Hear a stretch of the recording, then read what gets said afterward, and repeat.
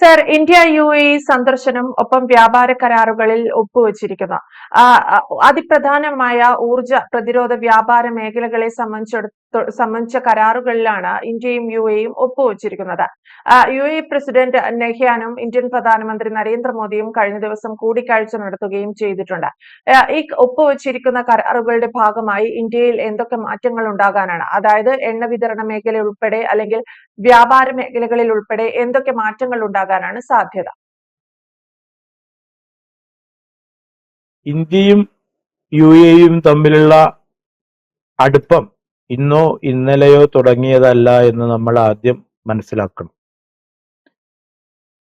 അതിന്റെ ഏറ്റവും വലിയൊരു ഉദാഹരണമാണ് UAEയിലെ അബുദാബിയിൽ ഒരു പ്രസിദ്ധമായ ഹിന്ദു ക്ഷേത്രം തന്നെ പണിയാൻ അവിടുത്തെ സർക്കാർ മുൻകൈ എടുത്തു എന്നുള്ളത് അതിനുള്ള ഏറ്റവും വലിയ ഒരു ഉദാഹരണം തന്നെയാണ്. ഇപ്പോ UAEക്ക് ഒരുപാട് പ്രശ്നങ്ങളുണ്ട്. ആഭ്യന്തരമായിട്ടും ചുറ്റുപാടുള്ള മറ്റ് രാജ്യങ്ങളുമായിട്ടും. സത്യത്തിൽ UAE രാജാവിന്റെ ബന്ധു തന്നെയാണ് സൗദി രാജാവ്. കാരണം പരസ്പരം അങ്ങോട്ടും ഇങ്ങോട്ടൊക്കെ ഇവർ കല്യാണം കഴിച്ചിട്ടുണ്ട്. എന്നിരുന്നാൽ പോലും സൗദിയുമായിട്ട് UAE ഒരു ചെറിയ സ്വരച്ചേർച്ച ഇല്ലാത്ത ഒരു സമയം കൂടിയാണിത്. ഈ സമയത്താണ് UAE ഇന്ത്യയുടെ പ്രധാനമന്ത്രിയുമായി കൂടുതൽ ഇപ്പോ അടുത്തുകൊണ്ടിരിക്കുന്നത്. ഇപ്പോ ഇന്ത്യയുടെ പ്രധാനമന്ത്രി UAEയിൽ പോയ ഈ അവസാനത്തെ ഈ മീറ്റിംഗില് ആ മീറ്റിംഗ് കഴിഞ്ഞ് പിരിയുന്ന സമയത്ത് UAEയുടെ ഒരു വനിതാ മന്ത്രി റീം ഹാഷ്മി പറയുകയുണ്ടായി, UAEക്ക് കിട്ടിയ ഒരു നിധിയാണ് നമ്മുടെ പ്രധാനമന്ത്രി നരേന്ദ്രമോദി എന്നാണ് ആ വനിതാ മന്ത്രി UAEയിൽ BBC ചാനലിൽ ഇരുന്ന് പറയുകയാണ്. അതായത് UAEക്ക് കിട്ടിയ ഒരു നിധിയാണത്രേ നമ്മുടെ പ്രധാനമന്ത്രി. അപ്പോ അത് അത്തരത്തിലൊക്കെ മാനസികമായിട്ട് പറയണമെങ്കിൽ നമ്മുടെ പ്രധാനമന്ത്രി എന്തൊക്കെയോ രഹസ്യമായിട്ട് ചില കാര്യങ്ങൾ UAE ഭരണകൂടത്തിന് ചെയ്തു കൊടുത്തിട്ടുണ്ടെന്ന് നമുക്ക് ഊഹിക്കാവുന്നതേ ഉള്ളൂ. ഈ പോയ സമയത്ത് നമ്മൾ ഊർജ മേഖലയിലും പ്രതിരോധ മേഖലയിലൊക്കെ വലിയ വലിയ കരാറുകളിൽ ഏർപ്പെട്ടിട്ടുണ്ട് എന്നുള്ള സത്യം തന്നെയാണ്. ഞാൻ മനസ്സിലാക്കുന്നത് ഈ പോക്കിൽ ഇന്ത്യയിലെ LPG ഉപയോഗത്തിന്റെ പകുതി, അതായത് 50% UAE തന്നെ പ്രൊവൈഡ് ചെയ്യുമെന്നാണ് ഞാൻ ഇപ്പോൾ ഇതിൽ നിന്നും മനസ്സിലാക്കിയിട്ടുള്ളത്. അതുപോലെ തന്നെ ഇന്ത്യ വാങ്ങുന്ന ക്രൂഡ് ഓയിൽ അതിന്റെ ഒരു 10-20% UAE തരുമെന്നുള്ള കരാറും ആയിട്ടുണ്ടെന്നാണ് ഞാൻ വ്യക്തമാക്കുന്നത്. അപ്പൊ ഇന്ത്യക്ക് തൽക്കാലം പേടിക്കാത്ത രീതിയിൽ മുന്നോട്ട് പോകാനുള്ള ഒരു സാഹചര്യം UAE ഇന്ത്യക്ക് കരാറിൽ കൂടി ഉറപ്പ് കൊടുത്തിട്ടുണ്ട് എന്ന് നമുക്ക് മനസ്സിലാക്കാം. കൂട്ടത്തിൽ UAEക്ക് തലവേദനയായി നിൽക്കുന്ന പ്രതിരോധത്തിന്റെ കാര്യത്തിൽ, അതായത് ഇപ്പോ ഇതുവരെ ഇറാൻ ഒരുപാട് മിസൈലുകളാണ് UAEയിലേക്ക് അയച്ചത്. ഞാൻ മനസ്സിലാക്കുന്നത് 523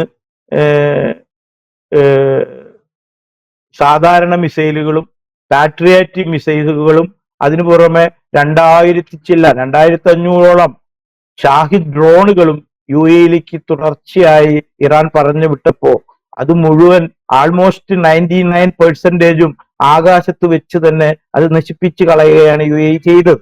എന്നിട്ട് പോലും UAE ഇതുവരെ ഇറാനിലേക്ക് ഒരു മിസൈലോ ഒരു ഡ്രോണോ ഒന്നും പറഞ്ഞു വിട്ടിട്ടില്ല. എന്നാൽ ഇതിനുള്ള ടെക്നോളജിയും സഹായങ്ങളും സംവിധാനങ്ങളും UAEക്ക് ചെയ്തു കൊടുത്തിരിക്കുന്നത് നമ്മുടെ പ്രധാനമന്ത്രിയാണ്. അതിനുള്ള എല്ലാ സാഹചര്യങ്ങളും ഒരുക്കി കൊടുത്തിരിക്കുന്നു എന്നാണ് ഞാൻ മനസ്സിലാക്കുന്നത്. അതുകൊണ്ടാണ് ഈ വനിതാ പ്രധാനമന്ത്രി ഇങ്ങനെയൊക്കെ പറഞ്ഞത്. കാരണം എല്ലാ രാജ്യങ്ങളും, നമ്മുടെ ഈ നാട്ടിലുള്ള കുറെ ആൾക്കാരും ഈ ഇസ്രായേലിനെ തെറി പറഞ്ഞുകൊണ്ടേയിരിക്കും. ഇസ്രായേൽ പ്രധാനമന്ത്രി മരിച്ചുപോയി എന്ന് പറഞ്ഞ് ഈ സോഷ്യൽ മീഡിയയിൽ കള്ള വാർത്തകൾ ഇങ്ങനെ എഴുതി വിട്ടുകൊണ്ടേയിരിക്കും. എന്തൊക്കെ ആയാലും ഈ UAE ഇന്ന് രക്ഷിച്ചു കൊടുത്തിരിക്കുന്നത് ഇസ്രായേലാണ്. ആ ഇസ്രായേലിന്റെ സഹായം അവിടെ ഒരു ആളും അറിയാതെ ഏർപ്പാടാക്കി കൊടുത്തത് ഇന്ത്യയുടെ പ്രധാനമന്ത്രിയാണ്. കാരണം ഇന്ത്യക്ക് ഇസ്രായേലുമായിട്ട് പ്രതിരോധത്തിന്റെ കരാറുകൾ ഉണ്ട്. ആ കരാറിൻ ഉപയോഗിച്ചുകൊണ്ട് തന്നെയാണ് ഇന്ത്യ ഇത് UAEക്ക് ചെയ്തു കൊടുത്തത് എന്ന് നമുക്ക് അനുമാനിക്കാം. UAE സംബന്ധിച്ചോളം യമനിൽ ഒരു പ്രശ്നമുണ്ട്. ആ യമനിൽ യമന് എതിരാകുമ്പോൾ സൗദി ആ യമന് സപ്പോർട്ട് ചെയ്യാണ്. അതിന് വേറൊരു കാരണം കൂടിയുണ്ട്. ഈ സൗദി രാജാവ് എന്തുകൊണ്ടാണ് UAE ശ്രദ്ധിക്കാതെ യമനിന് ഇത്ര അടുത്തു പോയത് എന്ന് പിന്നീടാണ് നമുക്ക് മനസ്സിലാക്കാൻ സാധിക്കും. കാരണം ഈ രാജകുമാരൻ രണ്ടാമതൊരു കല്യാണം കഴിച്ച പെണ്ണ് യമനിയാണ്, യമൻ രാജ്യത്തെയാണ്. അത് കാരണമായിരിക്കാം ഈ യമനോട് ഒരു രഹസ്യ ഈ സ്നേഹം. ആ സ്നേഹം കാരണം UAEക്ക് അത് വലിയ പുലിവാലായി മാറി. അപ്പോ ഈ UAEയും സൗദിയും തമ്മിൽ ചെറിയൊരു ഒരച്ച് നിൽക്കുന്ന ഒരു സാഹചര്യം അവിടെ നിലനിൽക്കുന്നുണ്ട്. അപ്പോ ഇത്തരത്തിലുള്ള സാഹചര്യം, ഇറാന്റെ പ്രശ്നം ഒക്കെ കൂടി ആവുമ്പോ UAEക്ക് ഒരു സമാധാനം കിട്ടുന്ന സംഭവമാണ് ഇന്ത്യയുമായിട്ട് ഇങ്ങനെ അവർക്ക് അടുക്കാൻ കഴിയുന്നതും. ഇനി ഇന്ത്യക്ക് വേണ്ട LPG ക്രൂഡ് ഓയിലൊക്കെ നേരിട്ട് UAEയിൽ നിന്ന് ഹോർമൂസിന് കൂടി ഒന്നും വരേണ്ട ആവശ്യമില്ലാത്ത തരത്തിൽ അത് നടത്താൻ പറ്റാനുള്ള സംവിധാനങ്ങളും UAE ഉണ്ടാക്കുന്നുണ്ട്. അപ്പോ UAEയുമായിട്ട് ഊർജ മേഖലയിലും പ്രതിരോധ മേഖലയിലും ഒക്കെ വലിയ $5 ബില്യൺ അത്രയും വലിയ വലിയ കരാറുകളിൽ ഇന്ത്യ ഏർപ്പെട്ടിരിക്കുകയാണ് ഈ ചുരുങ്ങിയ ഈ വിസിറ്റിൽ പ്രധാനമന്ത്രി ചെയ്തിരിക്കുന്നത്. അപ്പോ വെറുതെ അല്ല UAEയുടെ വനിതാ മന്ത്രിയായ റീം ഹാഷ്മി ഇങ്ങനെ പറയുന്നത്. അതായത് UAEക്ക് കിട്ടിയ ഒരു നിധിയാണ്, ഒരു നിധി തന്നെയാണ് നമ്മുടെ പ്രധാനമന്ത്രി എന്ന് അവർ BBC ചാനലിൽ ഇരുന്ന് പറയുമ്പോൾ നമ്മൾക്ക് ഇന്ത്യക്കാർക്ക് ഓരോ ഇന്ത്യ പാസ്പോർട്ട് കൈപിടിച്ച് നടക്കുന്നവർക്കും അഭിമാനിക്കാൻ ഇതിലും വലിയൊരു സംഭവം വേറെ ഇല്ല എന്ന് നമുക്ക് സ്വയം സംതൃപ്തി കൊള്ളാം ഇത് കേട്ടിട്ട് എന്ന് ഞാൻ പ്രത്യേകം എടുത്തു പറയുകയാണ്. എന്തു തന്നെയായാലും UAEയിലുള്ള ഈ എത്രയും പെട്ടെന്ന് ഇല്ലാതാവുകയും ചെയ്താല് ഇന്ത്യയുടെ ആ മുഴുവൻ ഉത്തരവാദിത്വം ആയിട്ട് അത് മാറുകയുള്ളൂ എന്നുകൂടി പറയേണ്ടതായിട്ടുണ്ട്. യെസ്, എന്തായാലും ഇന്ത്യൻ പ്രധാനമന്ത്രി നരേന്ദ്രമോദി സുപ്രധാനമായ ചില വാണിജ്യ കരാറുകളിലും അതുപോലെ ഊർജ്ജ മേഖലയ്ക്ക് അനുകൂലമായ ചില കരാറുകളിലും ഒപ്പുവച്ചിട്ടുണ്ട്. ഇതോടെ ഇന്ത്യയിലെ പെട്രോൾ ഡീസൽ വില വർധനയിൽ അല്ലെങ്കിൽ ഇന്ത്യയിലെ പെട്രോൾ ഡീസൽ വിതരണത്തിൽ ഉൾപ്പെടെ വലിയ മാറ്റങ്ങൾ ഉണ്ടാവുമെന്നാണ് പ്രതീക്ഷിക്കുന്നത്. ഇരു രാജ്യങ്ങളും തമ്മിലുള്ള വ്യാപാര കരാറുകളെയും അല്ലെങ്കിൽ ഇരു രാജ്യങ്ങളും തമ്മിലുള്ള കൂടിക്കാഴ്ചയെയും ഉറ്റുനോക്കുകയായിരുന്നു ഇന്ത്യയും UAEയും എന്ന് വേണം പറയാൻ. എന്തായാലും അൽ നഹ്യാനും മോദിയും ഒപ്പുവച്ച കരാറുകൾ ഇന്ത്യക്ക് അനുകൂലമാകും എന്ന് തന്നെ പ്രതീക്ഷിക്കാം.